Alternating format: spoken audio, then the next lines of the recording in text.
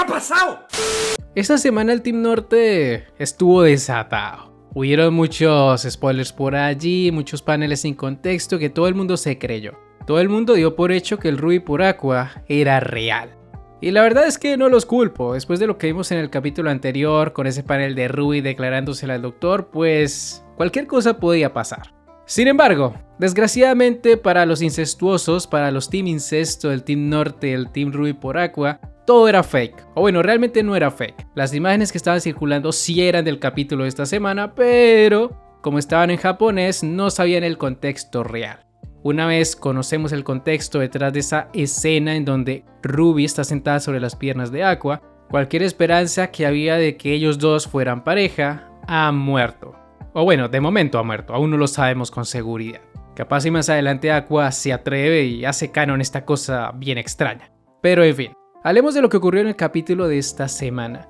Yo sé que el tema del incesto es bastante interesante, yo sé que es lo que más le gusta a la gente, es lo más polémico, lo que más da vistas, etcétera, etcétera, pero hay un tema mucho más importante que ese, y es el que vamos a tocar en la segunda mitad de este video. Porque sí, en la primera mitad vamos a hablar del tema del incesto. ¿Por qué? Porque da vistas, loco, es lo que acabo de decirles, así que bueno, démosle al capítulo de esta semana, el capítulo 124.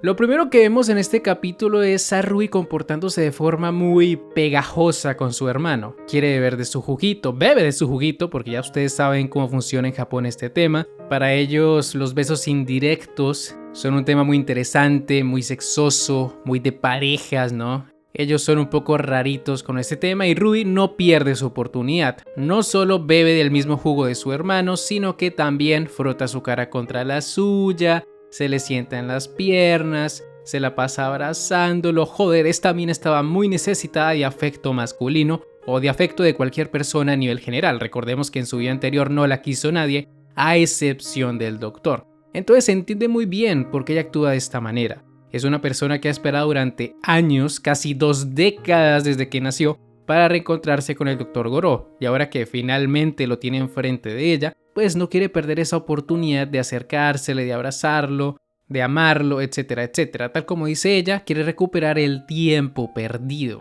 Para muchos esta actitud de Ruby puede ser un poco repelente, y es entendible, pero de todas maneras es algo normal en el personaje. Tal como dice Mem más adelante, es normal que Ruby esté buscando a alguien en quien apoyarse cuando está en una situación en donde tiene que hacer demasiadas cosas, en donde está agobiada tanto por el trabajo como por los problemas personales. Y es cierto, Ruby actualmente tiene una agenda muy apretada. Tiene que aprender a actuar, tiene que ir a la escuela, que por cierto a Mem se le olvidó que los adolescentes tienen que ir a la escuela. Después de todo, ella hace años que dejó esa etapa de su vida, hace años que ya no estudia. Es una escena graciosa, el tema de la edad de Mem se ha manejado bastante bien, no se utiliza siempre, no viven molestándola por eso, sino que cuando la situación lo amerita se menciona y ya está, me gusta. Creo que Mem para estas épocas ya debería tener 27, ¿no? Joder, cómo pasa el tiempo en esta obra. Y qué bien que se conserva Mem, porque la verdad, amigo, ella sigue siendo mi favorita, no lo olviden, ella es mi favorita. Pero en fin, estábamos hablando de Ruby. Ella está demasiado agobiada por todo lo que tiene que hacer y Aqua es, por decirlo de alguna manera, esa persona en quien puede descargar todas esas frustraciones, todo ese estrés, aunque no lo hace de forma negativa, sino lo hace de forma positiva, abrazándolo, diciéndole que lo quiere. Es como una especie de combustible para ella en la actualidad. Antes su combustible era la venganza, ¿no? Ese era su motor para seguir adelante, pero ahora que ella sabe que Aqua es el doctor, pues bueno, el amor reemplazará esa venganza.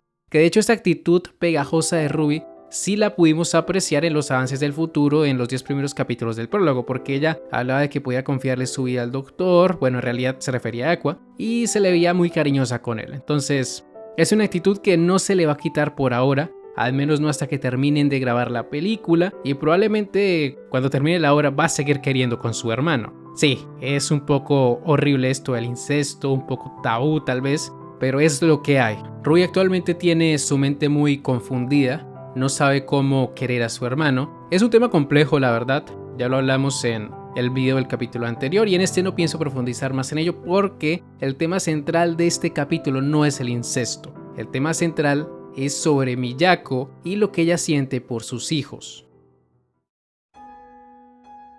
Yo siempre he dicho que Miyako es uno de los personajes más infravalorados de esta obra. A veces todos estamos viendo a Kana, a Akane, a los gemelos, a Mem, hasta a Ichigo, que tuvo su protagonismo hace algunos capítulos cuando Ruby lo buscó para empezar su camino hacia la venganza contra su padre.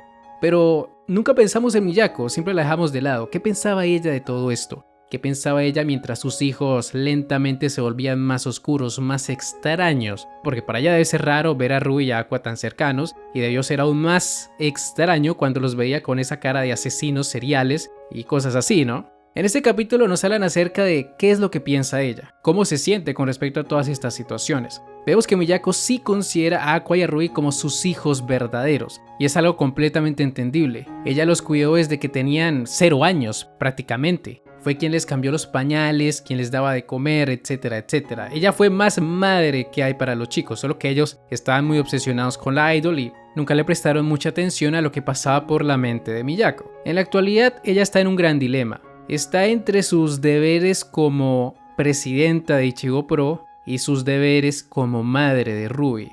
En principio, ella quiere que Ruby crezca como estrella. Sabe que las oportunidades en el mundo del entretenimiento no se dan muy a menudo y si no se aprovechan en el momento adecuado, nunca más volverán a tener oportunidades como esas. Pero al mismo tiempo, también sabe que su hija se está exigiendo demasiado. Ella ha visto cómo Ruby tiene que aprender a actuar, cómo tiene que ser idol, tiene que ir a la escuela, hacer todo tipo de cosas y eso la está destruyendo. Miyako es consciente de que Ruby en algún momento se va a quebrar y se pregunta qué es lo que debe hacer como madre. Cuando ella va al bar donde al parecer hacen comida, hacen almuerzos, ella se lamenta por todo esto.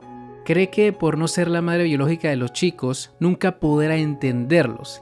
Eso le aterra. Tiene miedo de las expresiones de sus hijos. Por un lado, Aqua parece una persona de pocos amigos que siempre es frío y serio, y en el caso de Ruby, ella siempre está sonriendo y acepta todo sin rechistar. Claramente Miyako sabe que ambos están ocultando algo, y no es capaz de preguntárselo directamente porque siente que no tiene ese derecho al no ser su madre biológica. Es un dilema interesante, la verdad. Creo que debieron trabajar esto de Miyako desde el principio y no ahora. Pero como dice el dicho, más vale tarde que nunca. Es cierto que al principio de la obra Aka se centró demasiado en el mundo del entretenimiento y dejó de lado todos estos problemas personales en sus protagonistas, porque nunca trató cómo veía Miyako a sus hijos, cómo sus hijos veían a Miyako, cómo les había afectado la partida de Ichigo. Dejó todo esto para estos últimos arcos y bueno, como dije, es bueno que por lo menos lo esté tratando a que nunca lo haya tratado. Y en este capítulo hay algo muy interesante respecto a este tema. Creo que lo que Aka quiere mostrarnos es cómo la falta de comunicación entre familiares genera todo tipo de problemas. Ya vimos lo que pasó en su momento con Aqua y Ruby por no querer hablar sobre sus vidas anteriores, por tener ese orgullo de que no quiero que me trate como una niña porque probablemente sea más adulto que yo, etcétera, etcétera. Y Aqua diciendo, bueno, no tiene sentido pensar en mi vida anterior y si hubieran hablado desde el principio no habrían tenido tantos problemas. Y en el caso de Miyako sucede lo mismo, porque ella no habla con sus hijos, ella no les pregunta si están planeando alguna venganza contra su padre, si siquiera saben quién es su padre, no entiende muy bien qué pasa por la mente de los chicos, ella está totalmente alejada de su mundo. Ella no sabe nada de la venganza, cree que sus hijos simplemente quieren ser famosos y ya está. Tal vez intuye que hay algo oscuro detrás de ellos, pero no se atreve a averiguarlo. Y al ver cómo la situación se va tornando cada día más peligrosa, por decirlo de alguna manera, para su hija en el caso de Ruby, porque ella se está sobreexplotando demasiado en el trabajo, quiere de alguna manera ayudarla. Tal como le dice a la chica esta del bar, prefiere que sea ella quien muera por agotamiento, por esforzarse tratando de hacer una mejor agenda para Ruby, que sea su hija quien muera. Eso es algo bastante interesante, me gustó ese detalle, demuestra lo mucho que Miyako quiere a los chicos, y espero que ojalá en el futuro cercano puedan comunicarse todos como familia, que hablen de sus problemas, etcétera, etcétera. Y lo más interesante del capítulo sucede al final, porque mientras Miyako piensa que necesita apoyarse en alguien, que necesita que alguien tome las riendas de la empresa mientras ella puede preocuparse por sus hijos porque ella quiere involucrarse más con Ruby y Aqua, no quiere dejarlos de lado, siente que desde que se convirtió en presidenta no ha podido pasar el suficiente tiempo con ellos, es cuando aparece cierto personaje, cuando aparece el hombre que se fue por cigarrillos y después de unos, 12, 14 años, aún no estamos muy seguros, decidió regresar. O bueno, en realidad no regresó a ningún lado, simplemente se encontró por casualidad a Miyako en ese bar. Y me gustaría saber lo que tiene que decirle Miyako a ese hombre que dejó atrás todas sus responsabilidades con tal de cumplir una venganza. Que a ver, se entiende un poco que Ichigo viera a Ai como su hija y después de su muerte quedara muy devastado y quisiera vengarse y todo eso, pero amigo, si considerabas a Ai como tu hija, por ende también considerarías a sus hijos como una especie de nietos y los abandonaste, hijo de puta. Entonces, quiero ver qué reacción tiene Miyako, quiero ver qué tanto le dice a ese hombre y a ver si logran arreglar sus problemas. Ichigo le ayuda con el tema de la empresa, con el tema de Ichigo Pro, mientras ella puede preocuparse por sus hijos de una forma mucho más adecuada. El capítulo de esta semana estuvo bien. Primero tuvimos la dosis de incesto semanal para los Team Norte y luego tuvimos el tema más interesante, el de Miyako. Cómo se siente ella con respecto a sus hijos, los miedos que tiene acerca de que Ruby termine quebrándose por la carga de trabajo y cómo al final se reencuentra con Ichigo. ¿Qué pasará entre estos dos? No lo sé, en el siguiente capítulo lo averiguaremos. Probablemente arreglen sus problemas, obviamente Miyako va a estar muy enfadada al principio, pero tal vez Ichigo logre calmarla, que no debería ser así, porque la verdad Miyako merece algo mejor, pero de momento es lo que hay. Por cierto, también me parece muy interesante que cuando la chica del bar le preguntara a Miyako cómo estaban sus hijos, si se estaban alimentando bien y todo eso, ella ya ha respondido que el director se está encargando de todo eso, y cuando habla del director obviamente se refiere a Gotanda, así que no sé, tal vez en un futuro esos dos podrían hacer pareja. Creo que en temas de edad no están tan alejados, digo, Gotanda tenía 30 cuando los chicos perdieron a Ai y Miyako debía tener unos 23, 22 en ese entonces tal vez, o 25, bueno, no es tanta diferencia, podrían salir perfectamente, aunque bueno, ya veremos qué pasa. Y antes de terminar, porque se me olvidó mencionarlo en la primera parte de los incestuosos, es importante mencionar que Aqua deja que Ruby se comporte tan pegajosa con él por una sencilla razón. Bueno, en realidad son dos razones. La primera es por su sentimiento de culpa por no haber podido ayudarla en el pasado cuando era Sarina. Y la segunda es porque es mejor que Ruby aproveche el poco tiempo que les queda juntos para que haga todas esas cosas, ya que él planea morir luego de concretar su venganza. Esa es la verdadera razón, por eso Aqua no disciplina a su hermana tal como Kana le pidió.